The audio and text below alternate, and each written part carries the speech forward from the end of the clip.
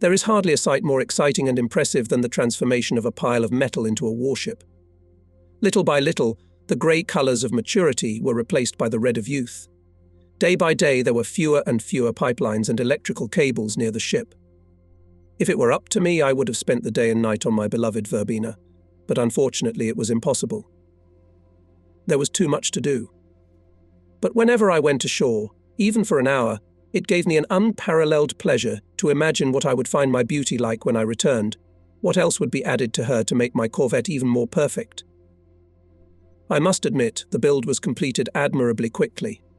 Soon other officers besides myself began to appear on the corvette.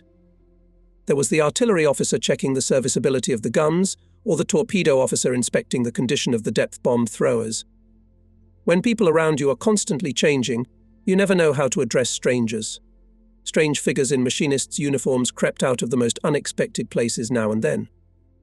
The engineer captain, who had crawled out of the propeller shaft tunnel on all fours, looked more like a grimy dock labourer when he appeared than anything else, but he could hardly have liked to be addressed in a way that matched his appearance. Verbena had already become a real ship. The day of her going to sea was fast approaching, and there was still work to be done. I was very busy, but I still could not look at my beauty. Standing on the deck, I had no difficulty envisioning her as a complete ship. Suddenly I realized that as soon as the Verbena went to sea, the most important sound in my life will be the bosun's whistle. Nothing means as much to a naval officer as the shrill, slightly trembling notes of the bosun's whistle. They inextricably link the officer of today with the long-gone captains of the past, and with all those who will come after us. This age-old tradition is not only stimulating and encouraging, it is even a little frightening. Few young captains have such unshakable confidence in their abilities that even in their innermost thoughts they do not allow the possibility of their failure. And that's where the traditions of the Navy come to the rescue.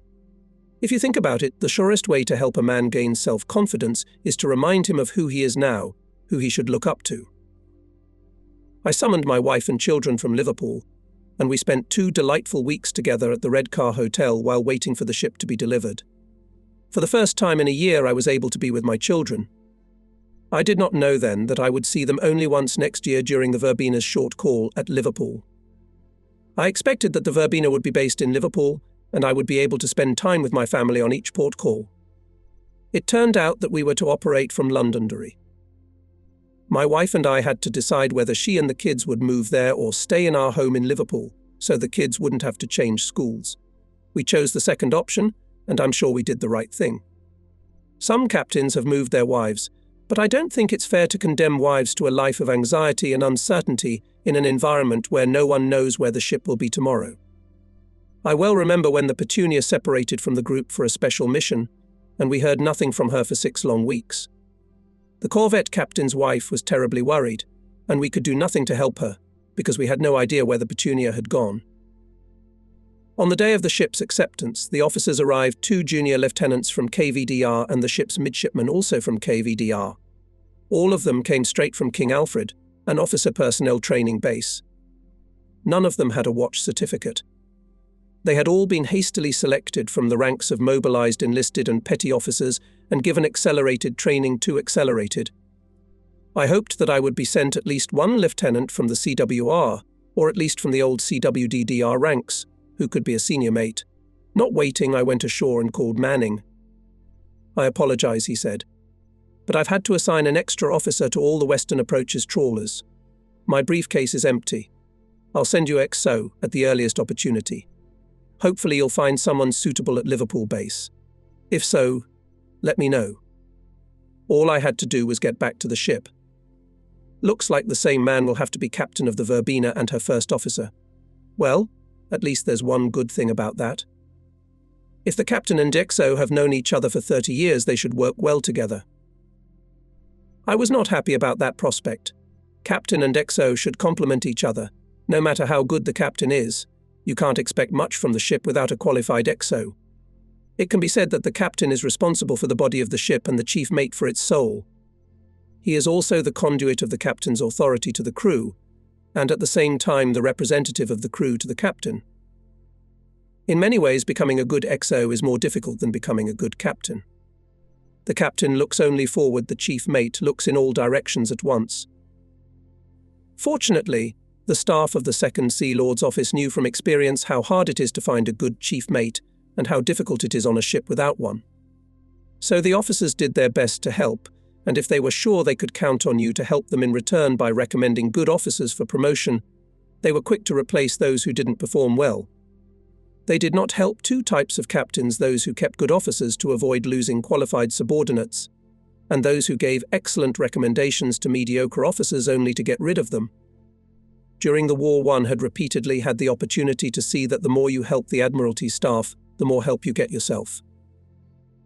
There was nothing I could do about the situation. I could only hope that I could get the Verbena through the countless reefs of Tobermory, our training base. There had long been terrible rumours in the anti-submarine party about the excessively high demands made there. It was said that Commodore G.O. Stevenson, the ruling dictator at the base, was completely ruthless and a bit of a crank, but nevertheless absolutely fair, and with a firm hand removed captains from ships, as well as senior and junior officers, and returned the ships for completion. Realizing that training and training again is the basis of any ship's fighting ability, Admiral Dunbar, commander of the Western Approaches Fleet, created this base in the calm waters of Tobermory. At its head was placed a very experienced, meticulous, principled, and extremely fastidious officer, perfect for the position. He could instill fear and often frankly sought to do so. Incidentally, many officers never managed to overcome the high bar he set. But he never once rejected an officer who gave his whole soul to the cause. Very soon we became convinced that the cruel tyrant and cold-blooded despot in reality, a man of the kindest soul. Verbena was commissioned when the portfolio of officers was pristinely empty. For trawlers, crews were recruited from the patrol service, which had a base at Sparrow Nest. On the corvettes, which were real warships, men were taken from the crews of Davenport, Portsmouth and Chatham. On the Verbena, men were taken from Davenport. Her crew was more or less evenly mixed with old service sailors, petty officers, and recently mobilized men. I knew at once that I had obtained a first-class helmsman, for which I was sincerely grateful.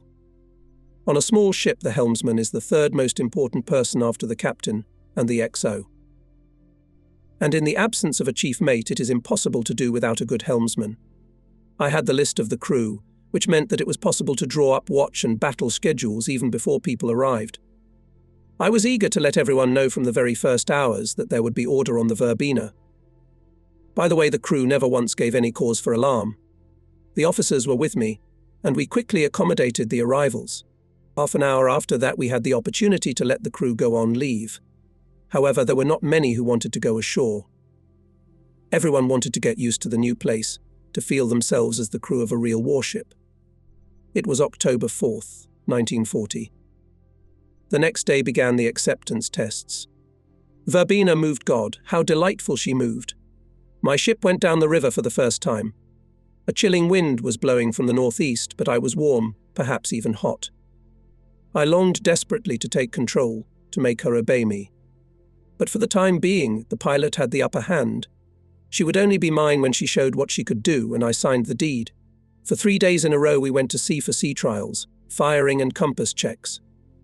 Because of the danger of encountering magnetic and acoustic mines, we were not allowed to go over 8 knots, so the engines were not started. This caused the chief mechanic and myself some concern.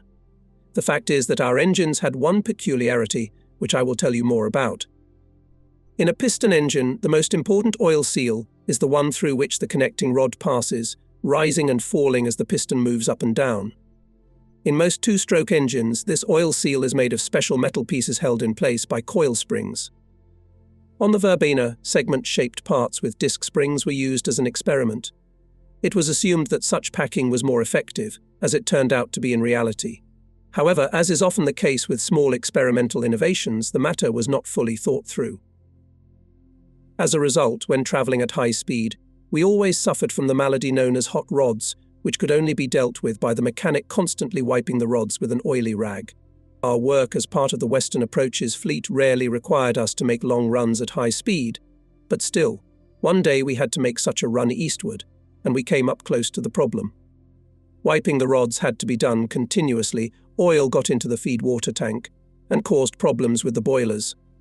This very minor defect eventually brought the ship to the Bombay docks for a 9-month overhaul. But engine problems were in the future for now, and in the present I had an equally serious cause for concern: the charts had not arrived in time. It turned out that they had perished in the bombed-out train. Not knowing what to do, I took the maps prepared for Violet, but they were not marked with the current changes, which is extremely important in wartime. I had to hastily adjust the charts necessary for the passage to Tobermory, checking against those available at the naval office. We were ready to put to sea. I signed the deed, said goodbye to the shipyard manager. The Verbena was mine. In the morning I would take her to sea. As I woke up, I heard the wind howling and felt the ship twitching at the dock. There was no need to go on deck to realize a strong wind was blowing from the northeast, so I found myself having to make my first independent decision to sail or not to sail. I had a new ship at my disposal, the engines of which were essentially untested. The way to Peterhead was to be along the lee shore. In such weather, should anything happen to the engines, I could not for a moment stop them for repairs. I went ashore and went to the naval officer in charge. He was surprised to see me. I explained the situation. He was a very busy man who wanted to get rid of the ships cluttering up the harbour as quickly as possible. If you are unable to get the ship out of the harbour, I can easily find someone who knows how to do it. I decided not to take offence and insisted that the matter be put to the Chief of Staff of the Western Approaches Fleet. While waiting for the call, the office owner and I glared at each other with angry eyes. I felt that I was right, but nevertheless felt a certain awkwardness. Unlike me, Nukhtaba had no doubts. We need you very much, but in one piece. Act according to the situation and try to arrive at Tobermory as soon as you can. Back to Verbena I walked with a light heart. In the afternoon the current changed and the wind dropped at the same time.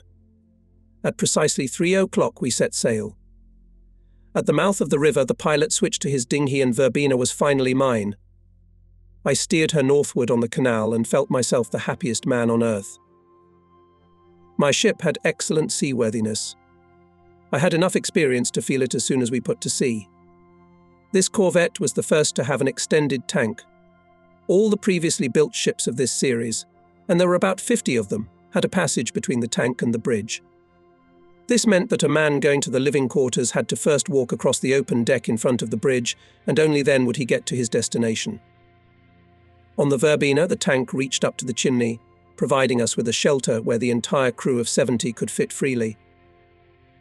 This innovation gave people the opportunity not to get wet, going on watch, and what is even more important, Koki could carry food from the galley to the dining room without the risk of throwing it overboard in the rocking. The first corvettes were very nimble and easily swayed. There was a saying that while on board during a storm, it was impossible to get one's foot in one's pant leg. The additional weight of the bow superstructure made the ship more stable and improved its seaworthiness. In addition, the increased weight of the bow corrected the trim, so speed was not reduced. Moreover, if necessary, Verbena could easily exceed its design speed. On the other corvettes, the picture was the same. The corvette was originally designed as an anti-submarine ship for operations on the high seas. No one envisioned that they would be used to protect convoys on long ocean passages. Now we realize that the best way to sink submarines and protect convoys at the same time is to build special escort ships. At the time, corvettes were widely used for this purpose. In other words, they performed functions for which they were not designed.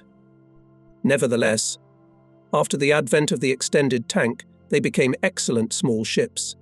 They were almost never flooded in waves, and generally suffered minimal weather damage.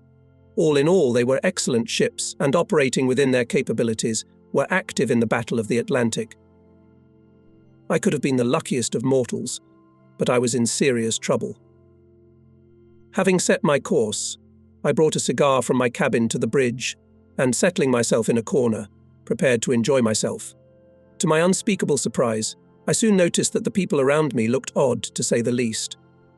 The Aztec operator had turned as green as a canned pea, the signalman was huddled in the opposite corner from me and looked no better, and the pale blue watch officer was gaping and gulping for air like a fish out of water.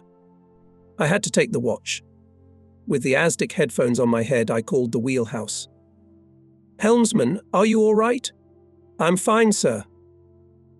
Thank goodness. For some reason this place is a mess." His voice, a little depersonalized by the trumpet, was still palpably respectful. "Your cigar, sir. Perhaps it's because of it. I guess they're just not used to the peculiar odor." "Thank you, helmsman. You must be right. I wasn't thinking. That's very irresponsible of me." A little later, when the watchman had recovered and we were nearing the lighthouse on the Isle of Farne, I ordered the navigator to locate the ship. It was no use. He looked at me with such genuine bewilderment, as if I had asked him to get the moon out of the sky. They didn't teach that on the King Alfred. Accepting the fact that I would have to train my officers myself, I decided not to waste any time and to start immediately. The watch turned into a rather long lesson.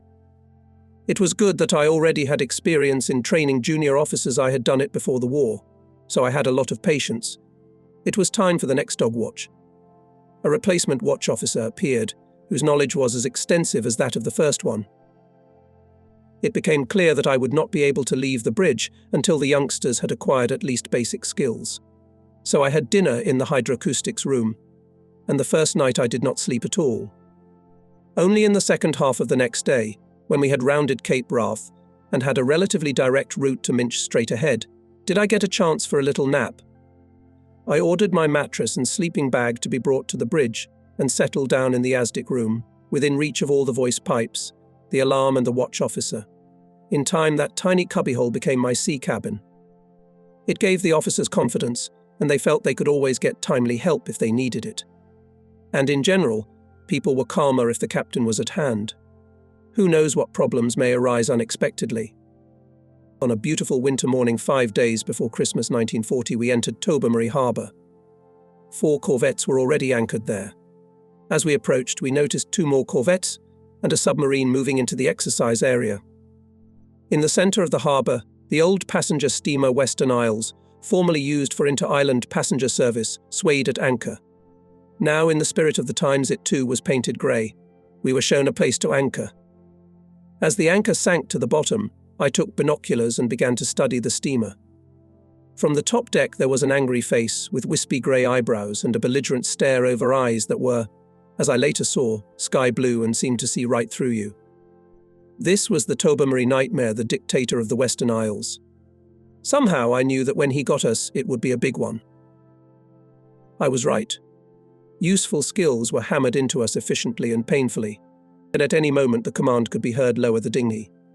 Drop the second anchor, raise the dinghy. Prepare for towing. Tug the vessel. Send a boarding party to the Western Isles. You've got a crawling anchor, hoist and proceed. Anything could happen. Almost. It did happen at Tobermory, and more than once. The whip snapped and the Verbena had to jump. At first, when we jumped, we screamed in pain. Then we learned to jump silently. To be objective, it must be admitted upon arrival in Tobermory, we could hardly serve as a reliable defence for anyone. After 10 days of hard labour, the day of judgment, came the inspection headed by Nightmare, and his staff came on board. We passed the last inspection, after which Commodore Stevenson came into my cabin and said, "Well, you made it. Congratulations. But you're going to need a first officer. You don't have the strength to pull the load alone. I've already given my opinion to the commander. They'll give you a man in Liverpool. Besides, you'll have to get your vaporizers up and running. I understand you'll now be part of the ocean escort. I expect you for dinner tonight." We put to sea in the morning and set course for Liverpool. No one had taken the trouble to provide us with the notices to mariners, a vital weekly publication vital to any sailor, by which nautical charts are corrected. I had made some changes to the charts in advance, checking against the charts on the Western Isles. I probably had not yet finally realised that at Tobermory we had been certified as part of an ocean escort, and could now expect any assignment. At Tobermory we gained the most important thing of all: confidence. Of course, we were all far from perfect, however, we were doing well. Time will add grease to the wheels, and if luck does not turn away from us, we are sure to become an effective fighting unit. The corvette Verbena was heading south.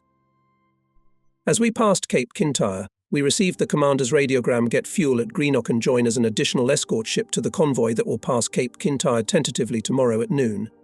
Senior officer on the Velox. So in this campaign I had to do without a senior officer, and without corrected charts, so I set course for the Clyde. The sun had long since disappeared behind the clouds, and when we reached the gates of the boom barrier blocking the entrance to the River Clyde, it was completely dark. It was raining. We asked at the signal tower where the tanker was. We were given a berth number, which told me nothing. There was a strong current under the ship, and the silhouettes of anchored ships loomed up ahead out of the gloom. I could only hope that I could use my sixth sense, which was all I had, to steer the Verbena through the anchorage until I saw two blue lights marking a tanker somewhere. I was afraid to glance at the well-lit chart table lest I lose my night vision. That would be a fatal mistake. God, why was I such a stubborn ass and did not listen to Elgood, who fatherly advised me to become an artilleryman? He meant well for me. I would never have had to stare into the darkness until my eyes hurt, looking for a single ship in a crowded anchorage. You can't even see the bow of your own ship. And when I find this damn tanker, if it happens, I'll have to dock on its side for the first time in my life. Well, I'm not in any danger of that. No one will ever find the tanker here. What's that? A light. Well, yes, I can definitely see a light. Two little blue lights, one above the other. Now we'd better turn. Helmsman. Sir? Preparing to take on fuel. We're getting close. Left rudder 15. Hard left 15, sir. I could see the nose starting to turn, but not fast enough. Increase to 20. Hard left 20, sir. RPM. 70 RPM, sir. 110 RPM. 110 RPM, sir. Reduced to 10. Left rudder 10, sir. Small forward.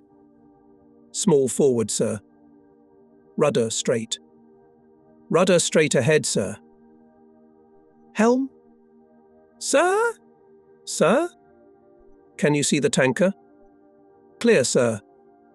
Maintain heading for the second boom. Second boom, sir. The quiet splash of water between the converging hulls, the snake of the ends flashing in the darkness. Left rudder 20, centre back. Left rudder 20, centre back, sir. Stop the car. Machine stop, sir. The ship shuddered slightly as it touched the bailing beam. We've thrown the ends over. We're moored. All right, helmsman. Thank you. I breathed a sigh of relief and finally unclenched my hands from the rail. My palms were wet, and so was the rail. I couldn't tell you how proud I was of my ship. It had behaved impeccably when I'd asked it to. The signal came on when bunkering is complete. Anchor at point. Damn it. I thought they were going to leave us here till morning. I went to the cabin to lie down. The tank extension had only one drawback: the captain's cabin was in the middle of the ship, and was ventilated only through openings overlooking the deck near the crew mess hall. Through these openings not only air was coming in, but also some remarks not intended for my ear. This time making myself comfortable in my bunk, I heard. And don't argue that only a cadre sailor can steer a ship, said the sonorous voice of a native of the western part of the country. That's how well ours did. And in this darkness, I couldn't think of a better balm for my soul. As I was falling asleep, I thought once again that the Verbena was becoming a real warship. At 3 a.m., we moved to the anchorage, and at 8 a.m., we set out to meet the first convoy. We noticed it not far from Cape Kintyre, two long columns of ships, stretching for almost 10 miles. In front was the USS Velox. A signal light flashed on its side. We were being told our position from the corvette, which was dancing cheerfully on the waves, and yet looked like a fighting ship. We were given all the information we had received, since the convoy had left Liverpool the night before, and a few orders from the officer in charge in case of an attack on the convoy. By the time the signalling was over, it was getting dark. We were on our way to the Minch, and the convoy was to move in 2 columns before passing. Once away from the coast, it would turn in a broad front. Instead of 2 columns, there would be 8, 10, or even more, with 5 or 6 ships in each. The convoy was slow-moving, making no more than 6 knots, so its reforming the next morning was not a quick and easy matter. Some ships could go at a maximum speed of 7 knots, and if those ahead reduced their speed to 4, It took the trailing ships 4 hours to cover 12 miles and take their places in the order. It did not take long for the morning to pass. Velox bustled along in the front ranks.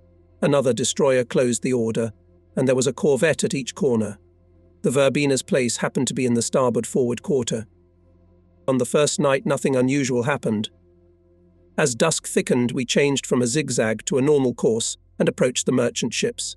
Navigation lights were not lit, and radar was not yet available in those days. So it was more important to stay with the convoy than to continue zigzagging. In any case, German submarines usually attacked from a surface position, and in such conditions a visual observer has more options than an ASDIC. We all lacked the realism and common sense to realize what would happen if German submarines tried to cut our trade routes in the Atlantic. Before the war, we swelled with pride when we got the ASDIC in service and declared to the world that we now had a decent answer to the threat from German submarines. We did indeed have one, but only as long as the submarines remained submerged. But it was only in the inky darkness of a winter night that the Germans almost always attacked from the surface, and until the advent of radar we could only counter them with our keen eyes, high fighting skill, the ability not to pass up in the face of danger and bluff. We had no other weapons against surface raiders. On the second morning we noticed a long-range Focke-Wulf scout approaching from the northeast at a low altitude. The Germans had stationed some of these pesky nerds at Stavanger in Norway. They constantly got on our nerves and caused us a lot of trouble, until our coastal aviation intervened. If the Germans broke through to the convoy, and they did not stop these attempts, they certainly dropped their bombs on the unlucky merchant ships. But even if the German planes did not succeed in bombing, they still detected the convoys and directed submarines at them. The Verbina's gun crew fired a flare shell. At night, our guns are loaded precisely with flares, and there was no more time to reload. The explosion of such a shell seems blindingly bright even in daylight, and even more so at night. The enemy airplane made a sharp turn. The pilots must not have realized at once what had happened, and we fired another shot. The plane turned away and went off in a northerly direction. Well, Verbina showed its teeth, even if it was not real at first. Although at first the officers who arrived on the Verbina were disappointing in their inexperience, very soon I began to really appreciate them. They were very young, extremely serious, and tried their best. Still, we had a special reputation to uphold, or more accurately, to build. Verbina was the first corvette commanded by a KVDR officer, and it would be many months before a second one appeared. If Verbina proved to be a good ship, it would open the way for many competent KVDR officers to command ships. Thus, we had a responsibility that I reminded people of relentlessly. Before the war, Junior Lieutenants P.M. Whittaker and R.F.E. Pettifer were petty office clerks, and Midshipman C. S. Edwards was a high school student. They served 9 months on the lower deck, then spent 3 months on the King Alfred. And now they're in charge of 30 or 40 merchant ships. Such a change must be hard to comprehend. On his first voyage, the midshipman got seasick. Even I've never seen anything like it. Eventually he gave up trying to force food to stay in his stomach and ate nothing for 12 days. Only drank lime juice with sugar. On his return I suggested he stay ashore, but he wanted to try again. Fortunately, the second time was fine. The excitement was quite strong, but we were not disturbed by the enemy. After 8 days the convoy reached the 20th degree of west longitude. Only up to this longitude we could provide an escort. Here we had to leave the convoy and either guard the return convoy or return home and escort the convoy sailing again. A faulty evaporator had caused salt to get into the drinking water tanks, so tea, cocoa, and all other drinks and liquid meals were slightly brackish.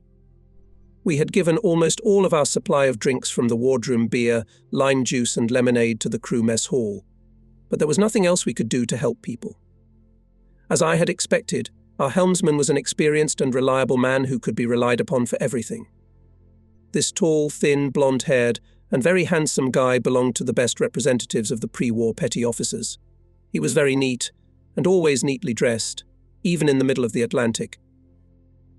This was extremely important, especially on days when we had a lot of hard work to do, and no time to think about clothes. At such times it is easy to slip into negligence and then into slovenliness, and once on that path, it is not easy to stop. Throughout the war, one insisted that the bridge watchman should be neatly dressed and clean-shaven, and as the watchmen included observers who were changed every 2 hours, the whole crew had to watch their appearance. I am not at all saying that if a ship is not shaved and dressed daily, it will be less capable of fighting. All I'm saying is that a high fighting capability is easier to maintain if high standards are adhered to in everything. In this, our helmsman was an invaluable ally and set an example for everyone. By the way, he was one of the last holders of the rank of chief helmsman. Younger guys were already considered chief petty officers artillerymen, transferred to a new position. I was very fortunate to get such a man on our little Verbena. He had great influence over the men, enjoyed unquestioned authority, and was able to handle abnormal situations before they became serious problems. Leaving the convoy, the escort set a course back to Minch. Cape Wrath appeared on the horizon. The Verbena was on the left wing, as before.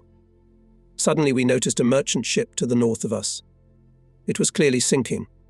We reported it to the Velox. We got an order from there. Sort it out. A Dutch dry cargo ship is sinking, we reported. I suggest we pick up the survivors. Proceed, but pay special attention to notice to mariner's number. We hoisted sailors from one lifeboat aboard. The group that had gone ahead was clearly visible on the horizon. They were waiting for us. The Velox repeated the signal again. Note the notice to mariner's number. We would undoubtedly have paid attention, since we were so insistently urged to do so, but our notices were buried under the wreckage of a bombed train, at I don't even know what station. We waited until the nearest corvette obscured the Velox from us, so that the senior officer of the convoy would not see our signal lamp, and inquired, "What is the notification number? Tell me, please." "A minefield," was the immediate reply. "You're on it, we're not." "Good news," I said to the signalman's petty officer. "Just don't tell anyone yet. It's not like we can go and abandon the second lifeboat." "Of course, sir," he agreed nonchalantly. "We can't do that." We brought the sailors from the second lifeboat aboard and reported to Velox. "Have taken aboard the captain and entire crew of the Dutch merchant ship, including the ship's dog." "Good job," the Velox mumbled. "But I'm glad it wasn't my decision." "Thank you," we replied. "What else is there to say? Only that we should try not to go to sea again without the notices to mariners." We set course for Liverpool. That's where we'll finally get the chief mate, the notices, and get the evaporators repaired. We did repair the vaporizers, we did get the notices, but it was much more complicated with the chief mate. We were told at the Liverpool base that there were no men available. Besides, we were outsiders. Londonderry was our base. That's where we'd find a man. And the officers at Liverpool base have enough to do with their own officers. The Verbena was the first of a new series of corvettes, and there were always people wanting to see her. Admiral Dunbar Nasmyth came aboard while we were still moored. He was followed by an endless stream of visitors. I didn't get a chance to go home to my family or see Elgood. I only carved out time to call the Admiral's office and learned that Elgood was on medical leave. Unfortunately, he was very seriously ill. I can only imagine how proud he would have been of the Verbena. We went to Londonderry. When you leave the cold sea, impassive, indifferent to everyone and everything, and enter the calm waters of the River Clyde, you are immediately surrounded by a peaceful and surprisingly warm, welcoming landscape. You head up the narrow, winding channel, and soon the S-shaped bend in the Lysahali completely hides the sea from you. Nothing else reminds you of its majestic, cold stillness. The ship sails on between the towering stacks of overgrown trees, whose branches barely reach the salt-stained sides. The waves breaking from the bow of the ship, and the trickling trail astern, which for weeks had been lost in the immensity of the ocean, now roll leisurely over the roots of the trees and sway the long strands of seaweed hanging from the half-booms. Another bend in the river, and a view of the charming little town, illuminated by the gentle afternoon sun, opens up before you. Along the shady wharf, the escort ships are lined up in rows. At the beginning of the war, they were mostly destroyers and in need of repair. Over time, the ships lined up in 5 or 6 rows, and almost all were ready to go to sea. But the approaches to Derry had lost none of their charm. We moored aboard an S-class destroyer, whose remarkably graceful contours fascinated me. How often I cast admiring and envious glances in her direction. Furtively, though, I realized that this ship was as inaccessible to me as, say, a battleship. I was absolutely sure of that at the time. But apparently there are still wizards to be found in Ireland, because 2 years later I was commissioned on the USS Shikari and, as senior officer of the 21st Escort Group, commanded 6 S-class destroyers. Captain Rook Keane and his deputy, Commander Slaughter, were creating a huge naval base out of nothing. They gave themselves to the work with passion, without abandon. Warehouses and shore services appeared out of nowhere, as if by magic, and crumbling wharves were made to look decent overnight. I had hoped to find the B-12 group, where the Verbena was to enter the harbour, but it was at sea. In those days, escort ships that could go to sea were not delayed off the coast, so I was ordered not to wait for my group, but to make one voyage to Gibraltar with another. Besides, there were no available exos here either. In Liverpool, they were not interested in me because I was a stranger assigned to another base and didn't try too hard to help me. In Londonderry, I was my own. They were interested in me but didn't help me either. There were no people here, because if they happened to show up, there was nowhere to put them anyway. So I had to go to sea again without a chief mate. We joined the escort of the convoy that had been formed. It is always a considerable embarrassment to the captain if his ship is sent out with a foreign group. Senior officers of escort groups developed special tactics for their ships, introduced special code designations of individual techniques, maneuvers and operations. Later, when Admiral Max Horton became the commander of the Western Approaches Fleet and Captain Gilbert Roberts became his tactical advisor, all tactical issues began to be practiced and unified in the tactical school. The most successful solutions, standard techniques and operations were included in a manual recommended for general use. But all this happened later. And in January 1941, joining an unfamiliar group meant that you were bombarded with an avalanche of code designations, none of which meant anything to you. If you joined a group in the morning or in the middle of the day, most likely the details of particularly complicated maneuvers would be relayed to you by light signals. Occasionally, of course, you might get a watertight packet with all the group orders in it, and even printed. But this rarely happens. After all, you can be recalled as quickly as you were sent, and the senior officer of the escort will lose both the necessary papers and you. Most often you appear in the evening at dusk, when all light signals are forbidden, except for emergency ones. And that's when there's a good chance you'll be awakened in the middle of the night by a signalman with some strange words to say. "Krakatoa, sir." Krakatoa? What's that supposed to mean? Looks like some kind of code designation, sir. I see flares and rockets on the other side of the convoy. Funny group, isn't it, sir? We'd better get to ours soon. At least they speak English. Well, what are we going to do about this Krakatoa, sir? I'm sorry, but I have no idea. We'll take our battle stations and wait. Give me the alarm, please, while I button up my raincoat. But wait for what? An attack by more than one submarine was a completely new phenomenon for us at that time. Therefore, different people, acting independently of each other, tried to find some common tactics, which, when applied simultaneously by all ships of the group, would force the German submarines to go underwater, where they became available to the only anti-submarine weapon that we had in service, ASDIC. All groups were looking for a means to accomplish the same goal. Each had developed almost identical techniques and maneuvers, but designated by different code words with which to give the command to proceed. Each senior officer considered his solution to be optimal. It took a lot of effort to convince Commander Blank, for example, that his Operation Krakatoa was essentially the same as the official Operation Buttercup, but if he used the designation Buttercup, then all the additional escort ships that occasionally appeared in the group would know exactly what was required of them. We met the convoy in the vicinity of Inistrahala.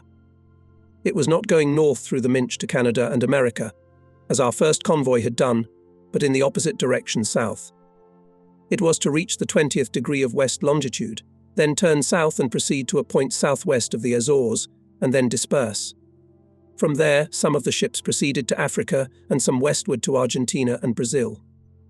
The remaining ships, under escort, were to go to Gibraltar.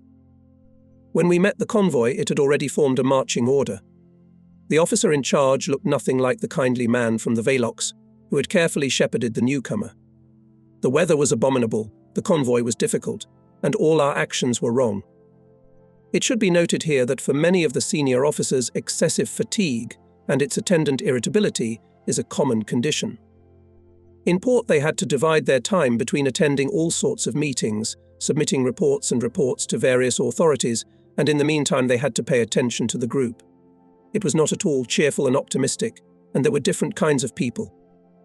A strong wind with rain came from the southeast. Now we had to see for ourselves that no convoys are the same. In the previous slow-moving one, the ships had about the same speed, but this convoy was made up of ships going to different ports and having different capabilities. Instead of 7 knots, we tried to do 9 knots. This was too little for the ships that could go at 16 knots, but too much for the others. The ships were crowding each other like horses in a stall. The ones carrying supplies for the army in Egypt were loaded to the max and sat low in the water. Others were much lighter. The swell and wind carried the lighter vessels out of the marching order. In an effort to get back at all costs, they squeezed more than they could out of the machines, throwing long tongues of black smoke into the air, every escort commander's nightmare. The convoy became more like a herd of sheep than an organized team. While the senior escort officer was tearing his hair out and thrashing around in front of the convoy, the Verbena took up a position behind, trying her best to get the babies who were constantly falling out of the cradle back into place. There was a constant exchange of signals between us and the senior officer. Often it was impossible to read them, because his ship was always blocked by one of the merchants. The signalmen, who had already lost their ability to think, and who were too foggy to read them, kept transmitting messages whether we could read them or not. Number 14 is smoking. Stop it. Number 23 out of warrant. Number 35 is out of order. Why are you so slow to respond to signals? Take the right position. It went on like this for 3 days. All this time I remained on my feet, diligently responding to the incessant stream of signals. At night, when the senior officer behaved relatively calmly, I kept watch, ensuring the safety of the ship. I had no experienced officers, and the weather was such that it required considerable skill to hold my position. It was as dark as the devil's backside, and only occasionally a vague grey spot flashed. It was the trailing ship of the central column rose on the wave, half exposed the propeller, and whipped up a cloud of boiling foam. I slept only 3 hours in 3 days, and not in succession. At last we turned south, or I don't know how much more I could have endured. Immediately after that, I suppose to complete the picture, we entered the fog, a thick, milky white fog that made it hard not only to see but also to breathe. We could hardly distinguish the blurred outlines of our ship, we could see nothing else. But we continued to follow the convoy's course. It went on like that all night, and at dawn, when the fog cleared, we were surrounded by a deserted sea. Not a hint of a convoy. I have never once had occasion to attend a Liverpool convoy meeting, and no one has ever bothered to tell me that this particular commander, for reasons known only to him, always indicates to the convoy vessels a rendezvous point not less than 25 miles behind where he actually intends to be. I received light signals regarding rendezvous points for the next 3 days and, to the best of my ability, went to each of them in turn. At least I thought so, for the weather was cloudy and I could not make up my mind. From the moment we left Inistra Hall, we were all the way down the count. On the Verbena, I was one in several persons, and could not keep track of everything. There could well be a mistake in the calculations. Besides, they included the approximate speed of the convoy. And in general, before radar appeared, the task of maintaining constant contact with the convoy in poor visibility conditions was the worst nightmare of all escort ship captains without exception. Escort ships often lost convoys, but being able to accurately determine their location and knowing the rendezvous points, found them again. It so happened that in conditions of visibility, never exceeding 1 to 2 miles, we reached the estimated point 25 miles from the convoy and did not find it. After 3 days, I decided to follow the convoy to Gibraltar, keeping to its estimated speed and course. I hoped that as soon as I could make up my mind, I would report my whereabouts to the senior officer by radio and request a course that would enable me to rejoin the convoy. It was the season of the Portuguese trade winds, southwest winds that bring low clouds that cover both the sun and the horizon. We had been heading south for 2 weeks, but had never been able to pinpoint our location. One evening, it was about 6 o'clock, we suddenly emerged from the band of fog, and found ourselves under a bright subtropical sun. I hastily set about determining my coordinates, but at this late hour I was only able to calculate longitude. We were about 100 miles from Gibraltar, but at what latitude? I decided to steer the ship toward the shore and determine by the stars as darkness fell. By this time I had had a good night's sleep and felt excellent. The crew was working well, and the officers were beginning to gain experience and confidence. In short, the voyage had been extremely rewarding in its own way, and we had experienced many of the difficulties of escort ships. I prepared to determine by the stars, chose 2 stars to the north and east of us, picked up a sextant, and only then noticed that something strange was happening to the horizon line. While I was trying to figure out what it meant, we re-entered a band of dense fog. We crashed into it like a pile of white cotton and became hopelessly bogged down in it. The fog drifted over the bridge, and was quite palpable. It seemed to touch. It clogged our nostrils, it went down our throats, and we wanted to spit it out. From the bridge it looked as if the fog had cut the verbena in half just beyond the chimney. The observers could only sympathize. Above their heads the fog was even thicker. People in the crow's nest could be heard but not seen. I had never seen such thick, viscous fog in my life before or since. Fortunately it was dead calm, which meant we would have been alerted to the approach of a surface vessel by the Aztec. So we moved on. The next morning, no later than 8 o'clock, according to my calculations, we should have seen Gibraltar, or at least one of the capes to the south or north of the entrance to the strait. But we were still moving in fog, so I ordered a reduction in speed. Soon a gap showed in the fog. About 6 miles directly ahead I could make out land. It appeared to be a promontory, but which one? There was a lighthouse on it, and if I could have seen anything but a light spot, I would have identified the cape by the outline of the shore. But nothing but a vague blot of light was visible. We couldn't get any closer. We had to either identify the shore or take depth measurements. While we were measuring, the fog closed around us again with an impenetrable, murky shroud. All we knew was that land was close at hand. I assumed that the promontory we had seen was on the southwest side of the entrance to the strait, and we set a course northward, constantly checking the depth and following at a steady pace. Another clearing in the fog, and we saw a low shore covered with red-brown cliffs. It stretched both east and west, crossing our course. In other words, we were heading straight for it. We had to lay down on the opposite course.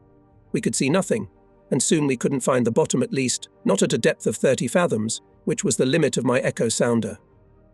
2 years later, I could see a comprehensive picture on the radar screen, but at that time I was at a complete loss. Just before noon, the fog began to clear and the sun came out. We were heading south and could see the shore on the port side high bare hills, a vast sandy beach with a lazy surf rolling in. There was something moving across the sand. It could not be, but we saw it with our own eyes. It was a real camel. We must have been walking along the African coast. I wonder how far we'd gotten. We set our course again and hurried northward. Soon the cape we had already seen appeared, but its outline was also hidden by the fog. A destroyer came out of the fog right on our course. I began to study it through binoculars. On the quarterdeck I could see a stretched awning, which is not the custom on British ships. Apparently the ship was Spanish, and I was too proud to ask a Spaniard where I was. We exchanged greetings with, to my utter amazement, the Spaniard lowering his flag as he passed us. Having the Spaniards to the north of us, and the camels to the south, we could be quite far from the object of our journey. At noon we made the following entry in the watch log, located by Camel and Sombrero 260 Deg Cape Europa 20 miles. We cautiously approached the fog-hidden shore from which the destroyer appeared. The fog did begin to recede, and soon, oh blessed sight, we saw an anti-submarine patrol trawler. I was just about to ask where I was when the fog finally cleared and Gibraltar appeared directly ahead. Good afternoon, the trawler beeped. There was a great shortage of anti-submarine patrols in Gibraltar, so we were detained there for a month. In exchange, they gave us a Zaxo, but demanded one of my junior lieutenants. Who to part with? I had to leave this unpleasant question to the lot. Pettifer left us, which I sincerely regretted, though I would have been equally sorry to part with Whittaker. The long-awaited number one was a lieutenant in the KVDR, who had not left the Mediterranean theatre of operations since the beginning of the war. He had sailed on destroyers, was an experienced, very competent officer, but he felt like a temporary man with us. He had only come to the Verbena to make the transition home. So he did his job, but he was not eager to give his whole soul to it, and he was obviously not too interested in the life of the crew.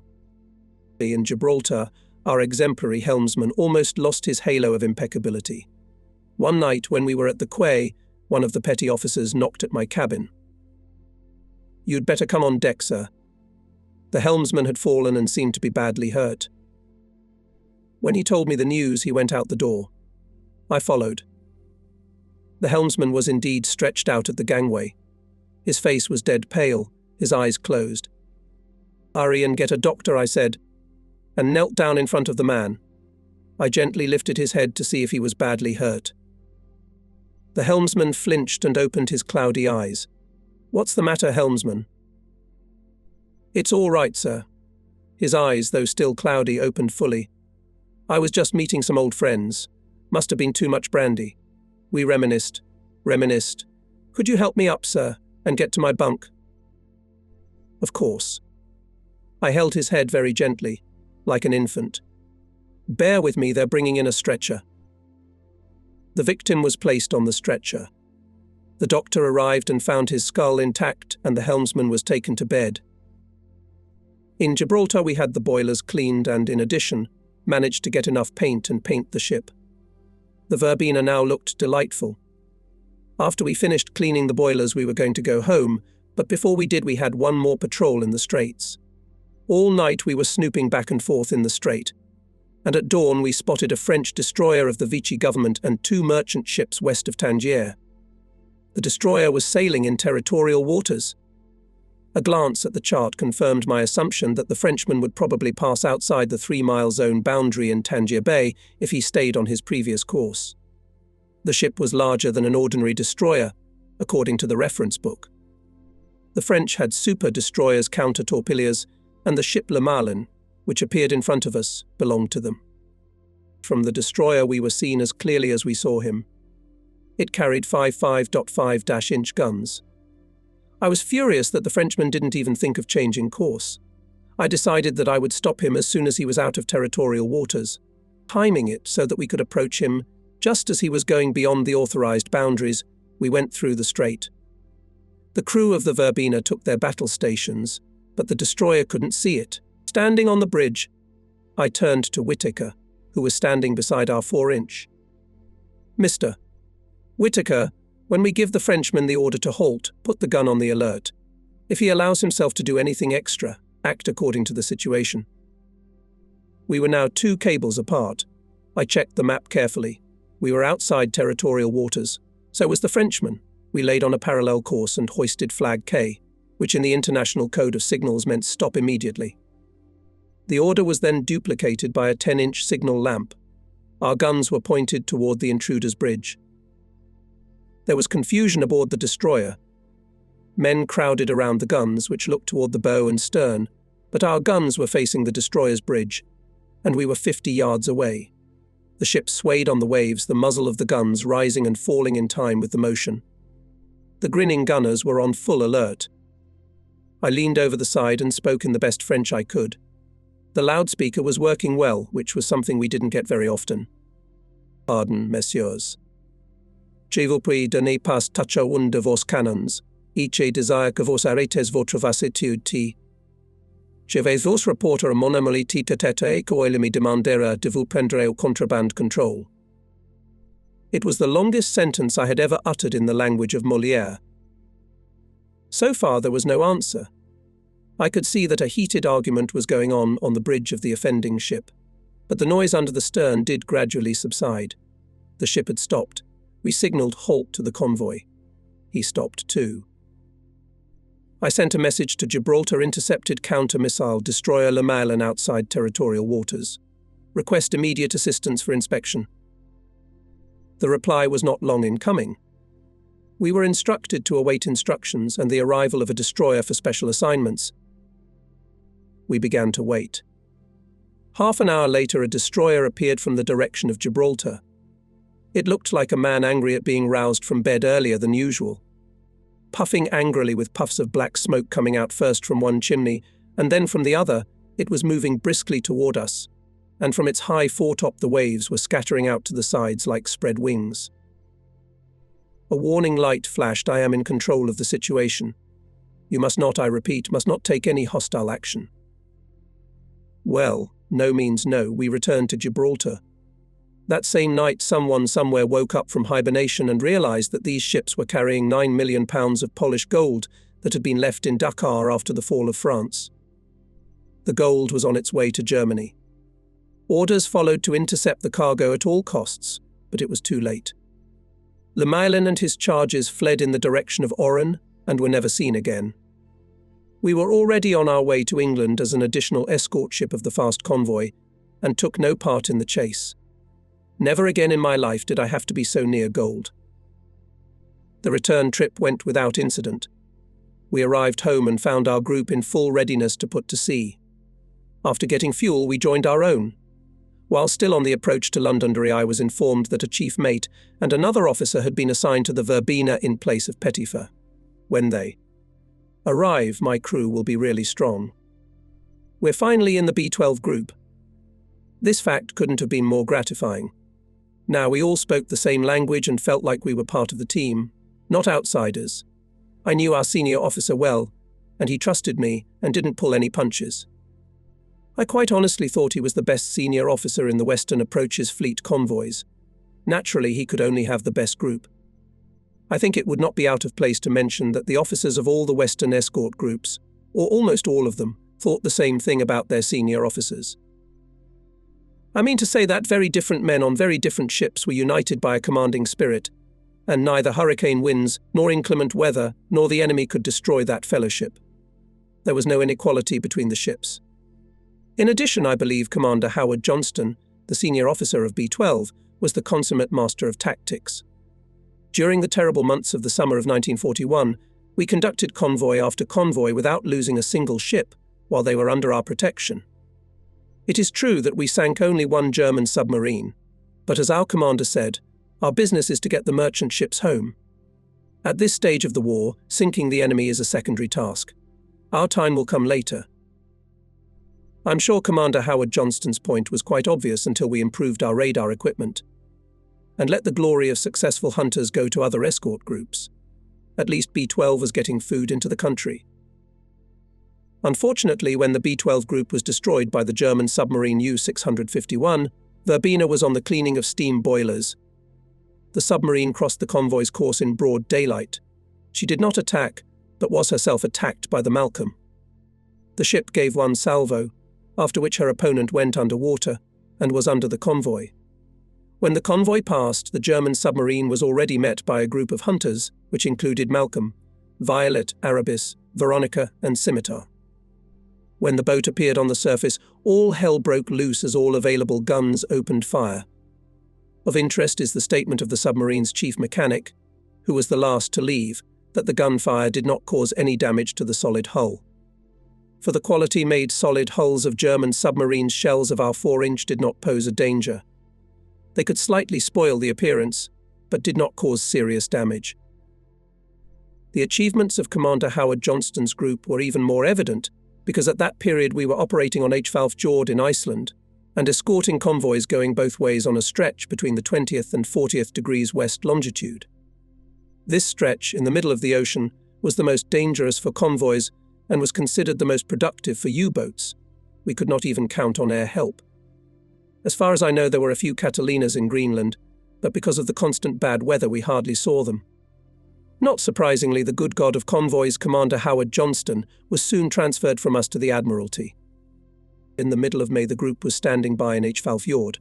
One day I noticed a tall, smiling officer come aboard and walk up on deck. There was something in his slightly careless demeanour that caught my attention, and I went out to greet my guest. His smile grew even wider. Jack Hunter's facial features have already been erased from my memory, but his smile is impossible to forget. The heavier the situation, the more radiant his famous smile became. He saluted and announced, "Lieutenant Hunter. Reporting for further duty, sir." And I realized instantly that I, and all of us, were in luck. He was an experienced, confident officer. Hunter was a Scotsman from the east of Scotland CWDD Division. He was in great physical shape, like a rugby team forward, had the pleasant voice of a professional barrister, and a sparkling, always splashing sense of humour. In civilian life he was a humble sworn clerk. If his sense of humour took him too far, his natural charm always got him out of trouble. Where logic was powerless, a disarming smile came to the rescue. He won over the team at first sight, and for the rest of his life. Even now I can't think of him without smiling. As one of our captains said with frank envy, how lucky you Verbinets are. With a barrister as XO, you can get away with murder. The most important part of that statement was the word Verbenians. We ceased to be officers, petty officers and sailors. We all became one big close-knit team, the Verbenians. This new but fully formed community of people was Jack Hunter's contribution to the common cause. He served as a kind of catalyst that helped fuse the separate parts into a cohesive whole. And from then on, if something hurt one of us, it was felt in one way or another by all of us. The feeling of being one with the Verbena people gave me great satisfaction.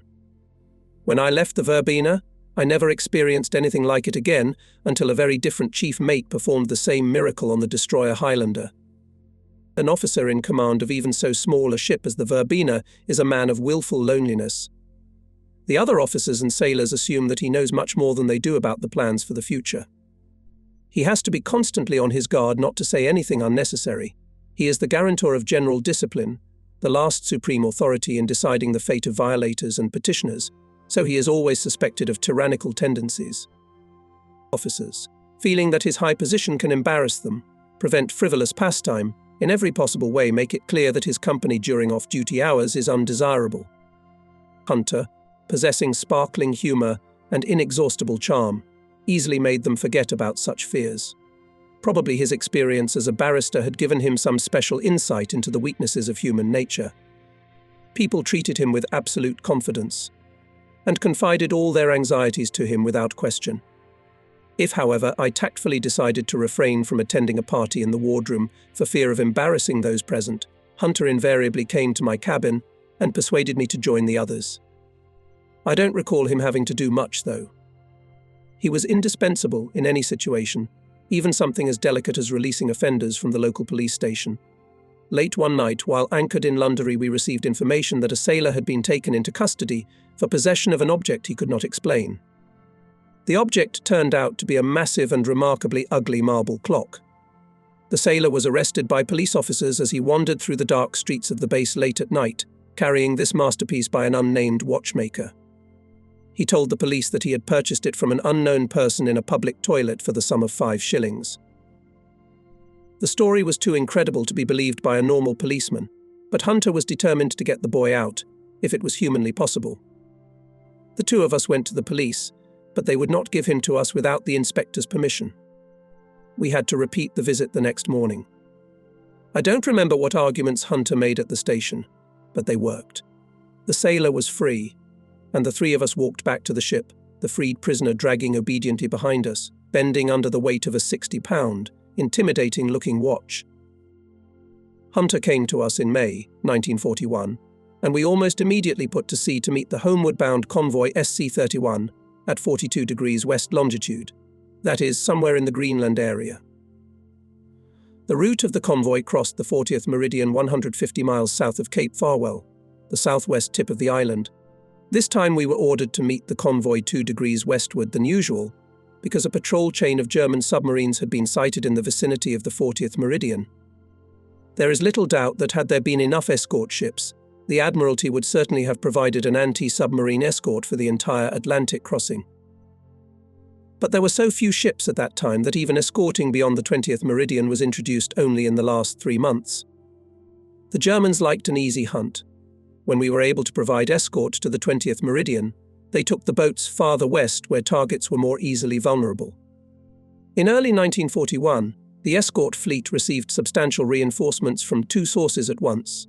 From our slipways were already in full swing corvettes, they were in service more than 80 units, and, in addition, the Prime Minister agreed to receive 50 destroyers from the Americans. The latter were not ideal escort ships, but they went brave British sailors, and that was the main thing.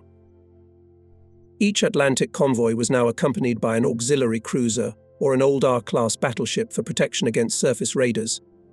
Convoy South Carolina 31 was to be brought to the rendezvous point with our escort group by the auxiliary cruiser Salopian, but on May 22nd she was torpedoed and sunk. We arrived at the rendezvous point earlier than scheduled, but neither the convoy commodore nor the captain of the Salopian knew about it. We did not break radio silence. After the loss of the Salopian, the commodore ordered the convoy to disperse. Why this order was given, it is impossible to say. Perhaps the commodore was warned that large enemy surface forces were out at sea to intercept. If so, then his actions are perfectly justified. The rights of the commodore of the convoy and the senior officer of the escort should be clarified. The commodore is responsible for the management and safety of merchant ships, taking into account all possible adversaries. The senior escort officer was to secure the convoy from attack by German submarines. This divided command was in practice quite justified as long as only submarines were a real threat as far as I know. The commodore always agreed to the request of the senior escort officer to change the convoy's course if necessary. In the present case, the commodore of the convoy, deprived of his ocean escort and without any anti-submarine defense, might well have expected a submarine attack. He may have decided to disperse the convoy to scatter potential targets over as wide an area as possible. As soon as B-12 became aware of the dispersal of the convoy, Commander Howard Johnston on the Malcolm and 4 other destroyers headed full speed toward the convoy to try to remedy the situation. Behind them came the corvettes at the maximum speed available to us, and already behind us the anti-submarine trawlers were trying to keep up. The night passed in desperate attempts to gather the scattered convoy. It seemed incredible that the ships had managed to get so far away from each other within 2 hours. Having found 1 or 2 vessels, we escorted them to the flock where, like a restless sheepdog, the Malcolm was darting about, and again went in search of them. Before midnight we managed to collect about half of the vessels and even put some semblance of order among them. A little to the north, Commander J. Bostock on the former American destroyer Churchill collected under the wing 10 more vessels and with the help of a trawler led them to the rest. Shortly after midnight was torpedoed large Dutch tanker Elusa. In an instant it turned into a giant flaming torch.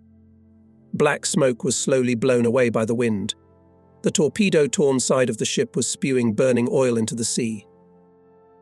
Conducting Churchill to windward of the blazing tanker, Commander Bostock brought the ship at right angles to the bow of the tanker. Then completely cold-bloodedly, as if on a drill, remaining some distance from the vessel, which had every chance of exploding at any moment, he threw out a life preserver with his pants and hoisted aboard all the crew, and even the captain's favourite radio receiver. The latter went to the lifeguard as a gift. All this would not have been easy on a British destroyer either, but on the American such actions required truly extraordinary skill. Work on the former American destroyers was extremely difficult, and there were quite obvious technical reasons for this. For completely incomprehensible reasons, known only to the Americans themselves, they made both propellers rotating in one direction. This had no effect on speed, but it was just as difficult to steer such a ship as a single screw one. Having completed the rescue operations, Commander Bostock returned to his charges. Early the next day, the Verbena received orders to return to the torpedoed vessel. If it was still afloat, it was to be taken in tow and proceed to tow until the ocean tugs arrived. At the beginning of the war, we salvaged anything that could still hope to regain seaworthiness. As we approached the wreck, we discovered a German submarine that had surfaced. Apparently, the Germans had decided to admire the work of their own hands. The boat was coming straight at us. We took our battle stations and waited. The German made no attempt to dodge. I assumed that the German commander, having spotted us, preferred to take the fight rather than try to take cover at depth, exposing himself to imminent attack by depth bombs. I think I would have done the same in his position. A submarine on the surface is a difficult target. The Verbena is much larger and much more vulnerable. I relayed a message to the Malcolm. Engaging a German submarine that has surfaced near the wreck of a Dutch tanker. I heard that Churchill immediately called from the Malcolm by radio telephone. Verbena has engaged a German submarine. Go to the rescue. Be ready to take a crew aboard. When the distance was reduced to 2,000 yards, I ordered fire. The first shot must have splashed the Germans on the bridge with a fair amount of water. The boat turned away smoothly and began to sink. Our second shell exploded behind her stern. Having closed the watertight doors, we went for a ram, but we lacked speed to execute this dangerous maneuver. Passing the point at which the boat began to sink, we dropped depth bombs from the stern. On the one hand, it was a necessary formality I, in general, did not count on success. But on the other hand, we could have been lucky. The boat dived at speed, and it was very difficult to determine its depth. I suppose the Germans must have had trouble with the trim. He had to use the ballast pumps to restore it. In other words, we had a pretty good chance of locating the boat with an ASDIC. We quickly established clear, steady contact. The German boat was under the Alusa. I tried to attack, but had to abandon this intention for fear of killing the already crippled tanker. We cautiously went around the Alusa and only then attacked. Apparently the boat was damaged because on the water appeared and began to spread quickly oil stains. The boat was moving against the wind. We prepared for another attack, but the boat appeared to turn abruptly and lay on a reverse course. We suddenly lost contact, and when we established contact again, the boat was heading back toward the Alusa. Probably the German knew he was losing fuel and wanted to get under the oil slick blown by the wind many miles away from the damaged tanker. We attacked again. I realized from certain indications that the boat had gone to deeper water, and we didn't have heavy depth bombs designed specifically for such cases, and the 50 ordinary depth bombs on board were almost used up. Churchill was already on the approach, and I decided to wait to target the destroyer.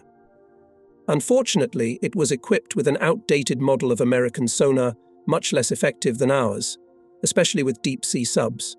Having transmitted the distance and bearing to the Churchill, we had accomplished our mission. Now it was up to him. The technique of such interaction was later practiced and perfected.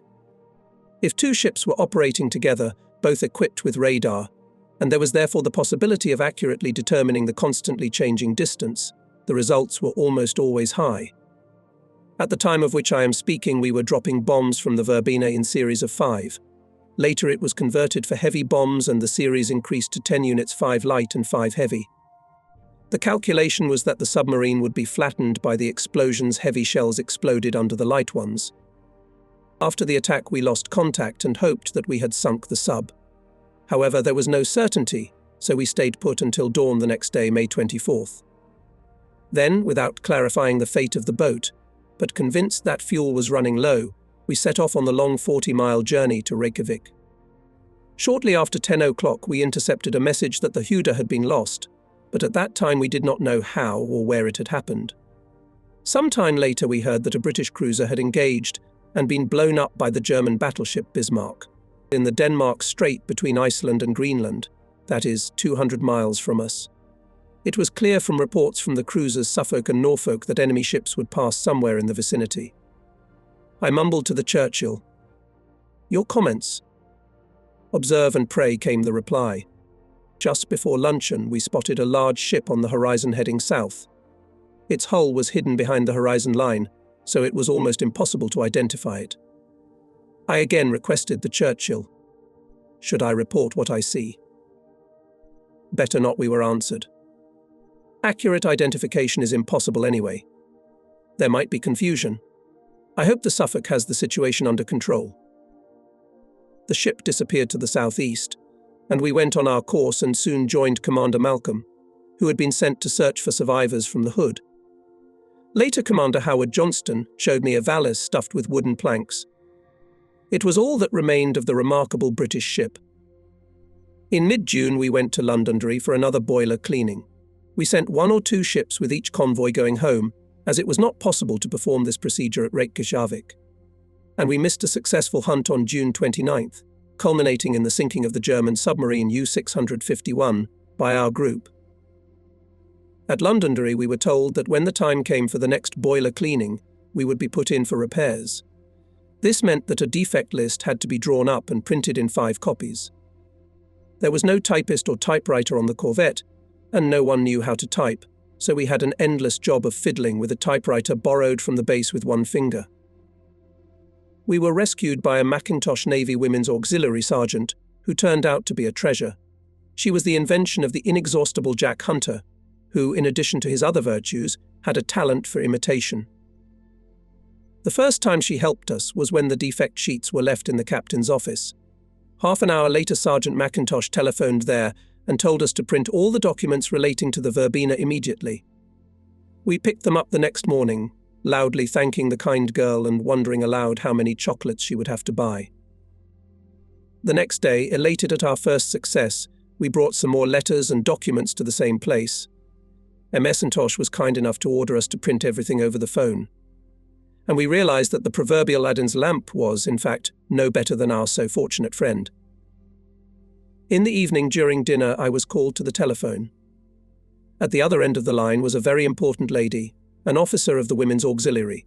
She inquired, in a dry and stern manner, who Soldier McIntosh was and why she, the commander, had never heard that name before. Slightly confused, I replied that the poor girl had just drowned. She had been sucked into a pool on the River Foyle. It's so sad. We are all in mourning. There was an ominous silence. I didn't hear another word. Back in the wardroom, I shared my continuing sadness with the XO. You know, number one, we're going to have a wake. Our battle buddy McIntosh just drowned. That's a given. And since we didn't have a body, the wake was a lot of fun. The next day, Captain Rookheen called me in. I want to hear your explanation of the female auxiliary member McIntosh. Yes, sir, I'm very sorry, sir. Sorry she drowned or sorry she was ever born? Both, sir. Fur. The base will be easier to manage, he sighed, when you and your verbena go for repairs. Go away and try not to make any more jokes or silly jokes, at least at my headquarters. And don't forget to tell your XO what I said. He's a big fan of that sort of thing. Thank you, sir. I was already at the door when the captain called me. Raynor. Yes, sir. I hate to say it now, but I must congratulate you. I felt dizzy. Did the Admiralty confirm the death of the submarine we attacked at the wreck of the Alusa? Hardly. As far as I knew, the case was still in the category of doubtful. The news was different, but no less good. I had been given compliance status. This not-so-romantic promotion meant a great deal to a KVDR officer. Henceforth, my position in the Navy command hierarchy was fully commensurate with my rank. No longer would my precious verbena be the lousy sheep among the corvettes of the Western Approaches fleet. She would now be the second ship in the group, and ships whose captains had ranks lower than her captain, that is, me, would be lower than my beauty. The verbena's position has been strengthened. Captain Rookheen brought me back to reality. You're doing well, Raynor, and that's another reason why you shouldn't allow yourself such antics. Yes, sir. Of course, sir. The counsel was undoubtedly good. But we were all a long way from his own Chief of Staff, Commander Slaughter. He was a truly tireless inventor. I guess it all depends on who's being played. In August, we returned to Londonderry with the group. We were due for a mid-month repair in Grangemouth near Edinburgh. Before we left, we had to organise a farewell party for the band.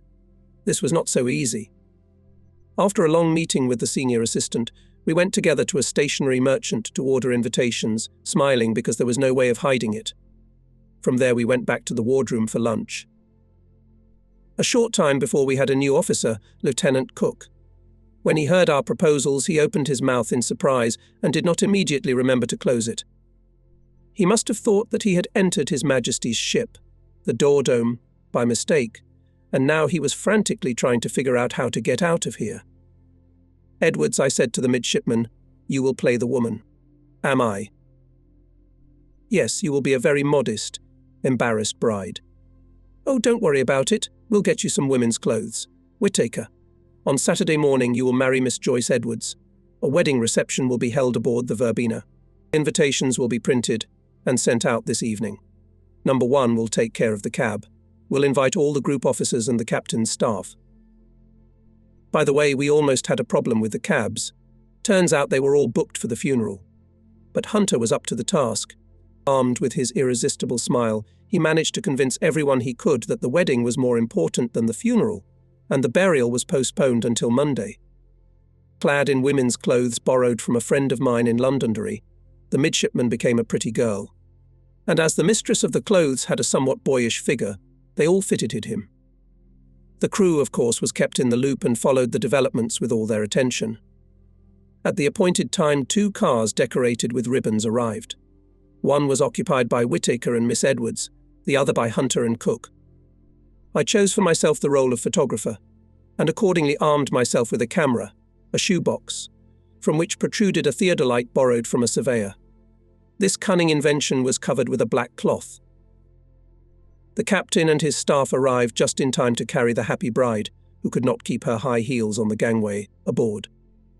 Number 1 met the captain and led him a long way around the engine room, while I, having hastily disposed of the photographer's paraphernalia, trotted around the engine room from the other side and greeted the distinguished guest formally.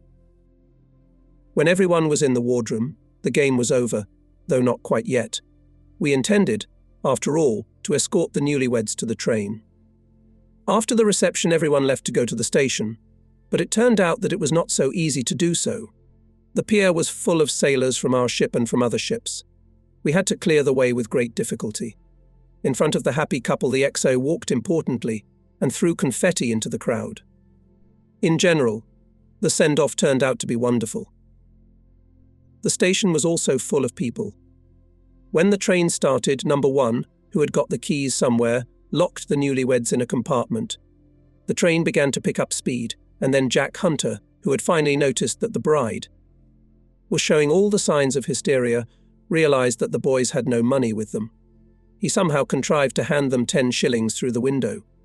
The train left. We thought that the newlyweds would get off at the nearest station, Lysahali, and return, but it turned out that the train did not stop there. It had no stops at all the way to Coleraine. It was time for dinner, and there was no news of the happy couple.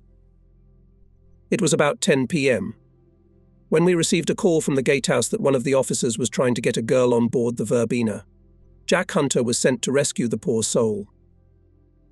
It turned out that 10 shillings was enough to pay the fare and 2 bottles of beer. There wasn't a penny left. This was the crux of the problem, for it was not long before Miss Edwards discovered that there was no way she could do without a penny. A ladies' dressed midshipman could not enter an establishment with "for gentlemen" written on the door, and there was a charge for ladies.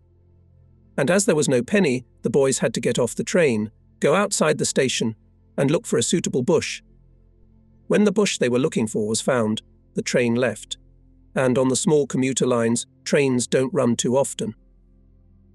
In short, the party was a success. But not all of our time on the beach was spent in frivolous fun. Our main occupation was training hydroacoustics, artillerymen, hydroacoustics again. In addition, we had to show marvels of dexterity and courtesy to ensure the elimination of breakdowns that occurred at sea, or the introduction of some improvements to increase the combat effectiveness of the ship, or improve the living conditions of people. Incidentally, it was the men sailors, mechanics, electricians who usually caused enough trouble to keep the officers busy. Most discipline offenders who appeared before the captain's menacing eyes, guiltily crumpling their headgear in their hands and lowering their eyes, got into trouble through carelessness. They were late for the bus or forgot to look at the schedule. Sometimes there were violators of a special kind. They didn't care about anything. Something had once turned these people against the service, made them oppose the others. Perhaps it was an unfair punishment, some old case that no one bothered to look into. In other words, some old incident had left an indelible imprint on them. These people are usually older than others and are often the best people on the ship. But they avoid promotion, do not want to take responsibility for others, and therefore behave frankly defiant. At sea, such men are invaluable, but ashore they are a constant source of worry. On the Verbena there were 2 of them, a sailor and a boiler operator. They appeared before my judge's table with depressing regularity, and both of them were inseparable friends. Each time the offences were identical, he was late from leave for so many hours and so many minutes. It so happened that the sailor was a real professional with golden hands, and the boiler driver was not a slacker at all. They knew that if they did not return on time, they would damage the reputation of the Verbena. I had told them that many times. So they made Herculean efforts to get back on time, but circumstances were always beyond them. Once the boiler driver was found crawling on all 4s along the wharf, with the crane rail as his guide, from which he had taken his finger with commendable care. The sailor crawled along the other rail. In order not to lose each other, sir, they were singing all the time, They were so anxious to get to the ship, sir, that we didn't lock them up at the station and brought them here. So you can have them if you want them. Having duly assessed the loyalty of the local police and their willingness to cooperate, we took in 2 emotionless bodies. There's a limit to everything. I gave the perpetrators 2 days to recover. We were already at sea when I sent for the proverbial couple. With an angry parent expression on my face, I waited. It was shortly after returning from Gibraltar. First of all, I must thank you for deigning to return to the ship. You know as well as I do that you have a great deal to do with the capabilities of the crew. When we're at sea, you do more than any sailor or stoker. But your latest insolent escapade has put my patience to the test. Tell me yourself, what am I to do with you? How do I get through to you? I suppose you want to stay on the ship after all, or am I mistaken? No, sir, not at all, sir. Of course we want to stay. It's been a long time since we've felt this good the delinquents reported in unison. You mean you haven't met an idiot like me to coddle you and put up with your antics? No, sir, replied the sailor. It's just that you're being honest with us. Look, I want you both to become senior specialists. Give it a try. I'm sure you can do it. No, sir. Thank you, sir. We'll do it some other time. But why? I'm not even talking about the extra money anymore. But you must have girlfriends. Maybe you're thinking of getting married. Wouldn't it be nice for you to brag to your brides that you've become a chief seaman and a chief boiler machinist? It'll be nice for the girls, too. Bride, sir? The sailor's voice was as shocked as if I'd suggested he get a pet elephant. I knew he didn't avoid female company, so I was a little surprised. Yes, the bride. You know, that's one of the little beauties on the beach. Don't you have any girls you'd like to marry? Marry, sir? But why? No, it's certainly not for me, sir. And why buy a book when you can go to the library? So I backed off. I gave up further attempts, deeming the case hopeless. So I was surprised when, before returning to port, a smiling Jack Hunter appeared to me. Good news, sir. I have 2 men who wish to upgrade their qualifications. One wants to try for the position of chief sailor, the other for chief boiler machinist. The examination was held the same day, and of course both passed. I must say that from that time on both behaved perfectly, and invariably returned to the ship from leave a minute before the deadline, though filled with beer so full that it was almost pouring out of their ears. But I was never in the habit of picking on little things. A month or 2 later, back in port, I found new assignments in the mail for both of them. The Davenport crew, always short of senior specialists, had transferred them to another ship. Although our crew was quite strong, I really hated to let these guys go. But I had no reason to detain them. On the last day of their stay on board, the door of my cabin opened and 2 embarrassed faces peeped through. We just wanted to say goodbye, sir. I remember everything, boys, and would certainly have seen you before we left. We said goodbye warmly, after which they timidly handed me 3 photographs. In 2 they posed alone, and in 1 they posed together. We took the picture especially for you, sir. Few things I value as highly as these pictures. Early in the 2nd week of August we left Londonderry for Grangemouth for repairs. Having settled all the organisational matters, I hurried to my family in Liverpool. We had a great vacation in Ambleside in the Lake District. But fate is fickle. 4 days before the vacation ended, Hunter called from Edinburgh. Something strange is going on here, sir. I can't explain it over the phone, but you'd better come and see for yourself. Okay, number 1. I'm on my way back. We packed up, took the kids home, and the 2 of us and my wife set off for Edinburgh.